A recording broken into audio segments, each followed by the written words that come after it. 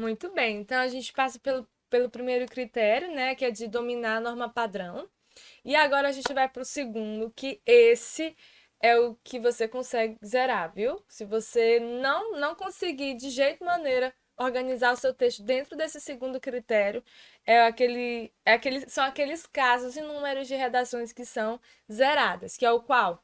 Compreender o tema e não fugir da proposta da redação do Enem. Então, esse segundo critério é só isso que ele quer, que você entenda o que lhe é pedido, o que lhe é proposto, o que você tem que fazer. É isso, você precisa compreender qual é esse tema e não fugir, tá?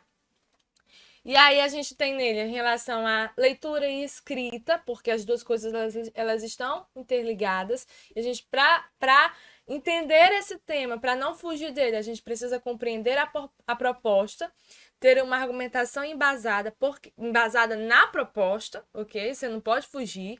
Tem que ter coerência e coesão. Tem que organizar o seu vocabulário e expressão para que você consiga ter uma escrita fluente e, no final, fazer essa revisão e esse aperfeiçoamento. Entender essa proposta, ela vai lhe ajudar quando você for redigir, quando você for escrever. Em relação à interpretação, a gente colocou aqui só em relação à contextualização. Você precisa entender onde a sua proposta ela está inserida, ok? Como você vai utilizá-la dentro da sua redação. E esse entender qual é a proposta, nós colocamos aqui. Entender a proposta, ela vai dar o direcionamento para você escrever sua redação e vai mostrar qual a relevância daquela proposta. É muito interessante essa questão de relevância, porque geralmente os temas da redação do Enem, eles não são mirabolantes, eles não são inusitados. Geralmente, eles vão tratar sobre coisas que são relevantes na sociedade, tá? E você precisa estar atento a essas observações. Exatamente. E uma dica aqui para deixar para vocês sobre como se inteirar dessas questões, cara, acompanhem veículos de informação. Sim, Os veículos de informação, eles costumam colocar ou e indicar a tendência dos temas da redação. Mas o Thiago lá na live da redação Mil Grau, lá ele disse que era para eu acompanhar os veículos de informação, e aí eu tô aqui acompanhando o G1, tô acompanhando aqui o UOL, eu tô pois acompanhando aqui o é. Folha de São Paulo, não sei o que e tal, eu tô assistindo o jornal, não sei o que, e não caiu nada do que eu assisti, nada do que eu vi.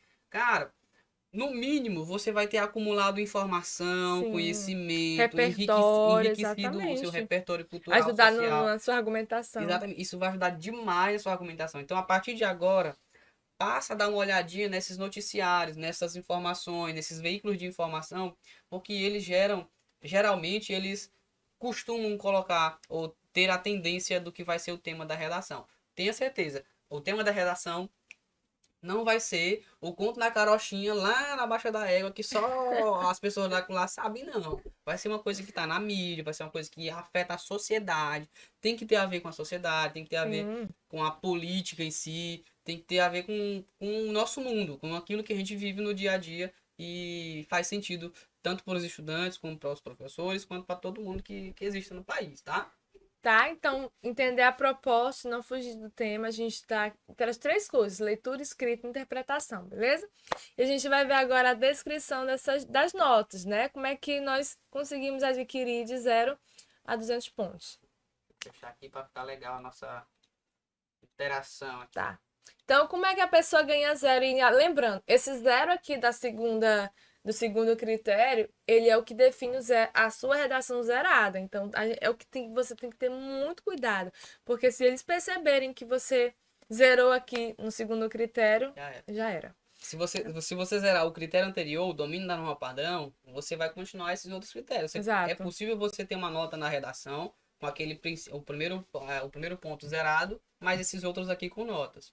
Agora, se nesse segundo você zerar e você tiver tido 200 pontos lá no primeiro, e no segundo você zerar, já era. Você perdeu a prova, você perdeu o seu tempo do Enem naquele ano. Exatamente. Tem que fazer no outro ano de Então, como novo. é que a pessoa consegue esse prêmio? O candidato fugiu do tema e não atendeu a estrutura dissertativa argumentativa. É aquele que vai escrever um texto narrativo, é aquele que vai escrever um conto, Não, tem que estar muito uma, desinformado, tem que estar muito uma desconectado do. poesia Tem que estar num outro mundo, e sabe? Não, não e foge tem. totalmente do tema. Então, esse daí a gente gente. Tem Se que ter não um grande seguir. campeão para conseguir Exato, fazer esse zero aqui por isso daqui, né? exatamente. Tem que se esforçar demais para conseguir um zero na redação, nesse critério da proposta do tema da redação. Né? Para conseguir os 40 pontos, o candidato foge um pouco do assunto e demonstra domínio precário do gênero dissertativo argumentativo. É aquele, os 40 pontos, ele tá bem ali na base mesmo, é aquele que não tá totalmente rodado, mas apresentou algumas coisinhas bem básicas mesmo, né? Isso. Precário que só. 80 pontos, o tema é desenvolvido com domínio insuficiente da estrutura e o candidato recorre à cópia de trechos dos textos de apoio.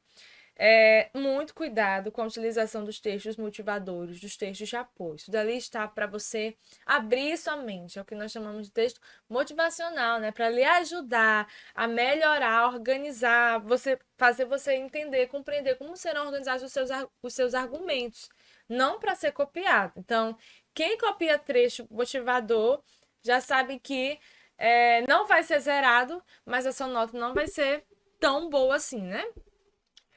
Para ganhar os 120 pontos, aí a gente já tem o tema é atendido, mas com argumentação previsível e domínio mediano da estrutura. É aquele aluno que ainda está um pouco inseguro em relação ao texto dissertativo argumentativo, o que é, como é que se escreve, mas ainda fala do tema, né? Fala do tema. Ele consegue escrever minimamente, seguir a estrutura e consegue atender a demanda do tema, né? Ele não foge do tema, ele não escreve sobre outras coisas que não tem nada a ver, né? Ele A gente conseguiu. tem que ter cuidado com essa questão do tema, meus queridos, porque os temas eles são bem específicos. Nós temos a mania de generalizar as coisas, né? Ah, o tema falou sobre, Exato. no passado falou sobre os povos originários, né? O tema falou sobre os povos originários. Ah, então deve ter falado sobre, eu devia falar sobre indígenas e africanos. Mas a proposta ela não é só essa. Ela tem uma especificidade. Então você tem que ter cuidado com isso, né? Com o que realmente está pedindo.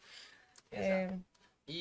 E também aqui tem uma palavra que é a argumentação previsível, né? Aquele cara que escreve exatamente aquilo que todo mundo já sabe, que não tem nada de novo, não tem nada de Exato. novidade, nada de profundo, nada de legal no argumento e na ideia que ele está defendendo, tá bom? Então, cuidado nisso daqui também, porque o que pode acontecer é um grande risco de redações feitas baseadas em um modelo pronto, tá? Porque pode se tornar previsível, Sim. pode ser a mesma coisa que o outro tá falando. E se começar a misturar essas coisas assim, muita gente começando a falar a mesma coisa, a banca, né, o corretor, ele pode ver a sua redação como previsível, comum demais, sem muita, né, originalidade e olhar e classificar a sua nota aí com um 120, tá bom? Certo? Valendo 160 pontos, a argumentação ela é consistente e a estrutura bem atendida.